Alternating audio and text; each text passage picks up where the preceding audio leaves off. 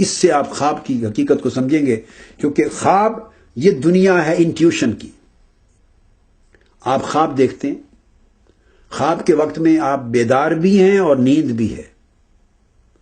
ہم نے آج تک صرف یہی سمجھا کہ نیند میں خواب آتا ہے۔ اب یاد رکھ لیں کہ اگر نیند میں آیا ہے تو پھر وہ خواب آ کیوں رہا ہے؟ وہ جو آپ دیکھ رہے ہیں وہ تو آنا ہی نہیں چاہیے تھا اگر نیری نیند ہے۔ نہیں، وہاں نیند بھی ہے، بیداری بھی ہے۔ ایک دنیا سے نیند ہو گئی ہے، یعنی جسم سو گیا ہے اور آپ کا انر سیلف جاگ پڑا ہے، آؤٹر سیلف سو گیا ہے۔ تو باہر کی دنیا اور باہر کا جسم حالت نیند میں ہے، اندر کی دنیا حالت بیداری میں ہے۔ اب آپ خواب دیکھ رہے ہیں، اور جب تک خواب دیکھتے رہتے ہیں اس وقت تک کبھی آپ کو یہ احساس ہوتا ہے کہ میں سویا ہوا ہوں، میں نیند میں ہوں؟ ریئر کیسز ہیں کہ اس میں بھی اگر آپ اپنے آپ کو نیند میں دیکھتے ہیں تو وہ بھی ایک خواب آ رہا ہوتا ہے، مگر حالت خواب میں آپ کو یہ کبھی احساس نہیں ہوتا کہ یہ حالت خواب ہے۔ یہ جو کچھ ہو رہا ہوتا ہے وہ حقیقت ہوتی ہے آپ کی، آپ اس کو حقیقت سمجھ رہے ہیں، چونکہ وہ حقیقت میں ایک الگ دنیا ہے، وہ الگ دنیا ہے۔ اس وقت آپ کی انٹیوشن کی آنکھ کھل گئی ہے، وہ بیدار ہے، اور وہ اس دنیا کو دیکھ رہی ہے جس دنیا کو یہ جسم کی سر والی آنکھ بیداری میں نہیں دیکھ سکتی۔ لہذا اس وقت آپ کے اعضاء سو گئے ہیں، تو یہ جو آؤٹر ورلڈ ہے اس کے لحاظ سے آپ کے اوپر نیند کی کیفیت ہے، اور انر ورلڈ جو انٹیوشن کی ورلڈ ہے، انٹیوشنل ورلڈ، اس میں آپ بیدار ہو گئے ہیں۔ اس لیے خواب آپ دن میں نہیں دیکھ سکتے۔ جسم کے سارے چونکہ ان کا غلبہ ہے تو انٹیوشن کے آرگنز دب گئے۔ جب آپ سوئیں گے تو یہ ان کی غفلت ہو جائے گی، ان کی گرفت کمزور ہوگی۔ تو نیند کی حالت کا مطلب یہ ہے کہ ادھر سے آپ جب باڈی سو گئی تو دھیان ہٹ گیا، اب سارا دھیان آپ کا گیان میں لگ گیا، انٹیوشن میں لگ گیا، انٹیوشن کی آنکھ کھل گئی، اور اس انٹیوشن کی آنکھ میں آپ نے خواب دیکھا۔ اور جب میں خواب کی بات کرتا ہوں تو ذہن میں رکھ لیں کہ خواب کی در حقیقت 4 قسمیں ہیں۔ خواب کی 4 قسمیں ہیں۔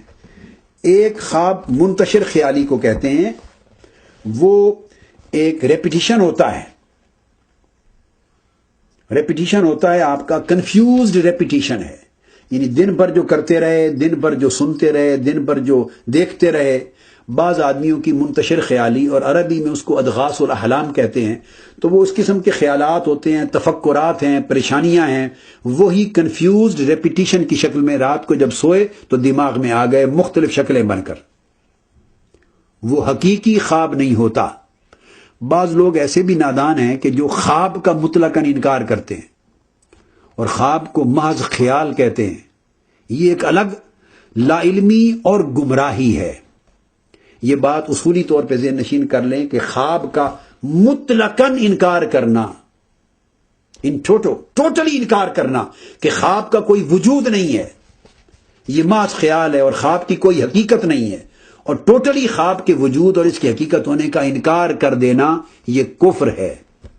غور سے سن لیں، صرف جہالت نہیں، یہ کفر ہے۔ آج کی نشست میں اسی بات پہ ختم کروں گا، اگلی نشست انشاءاللہ پھر میں خواب کی 4 اقسام سے شروع کروں گا اور انٹیوشن کی طرف ہم جائیں گے، وجدان کی طرف۔ تو میں نے عرض کیا کہ خواب کی حقیقت کا مطلقاً انکار کرنا کفر ہے، اس لیے کہ خواب نص قرآنی سے ثابت ہیں۔ حضرت یوسف علیہ السلام کو خواب آیا، انہوں نے اپنے والد گرامی سیدنا یعقوب علیہ السلام سے ذکر کیا کہ میں نے خواب میں دیکھا کہ سورج، چاند اور ستارے مجھے سجدہ کر رہے ہیں۔ آپ نے فرمایا بھائیوں کو نہ بتانا۔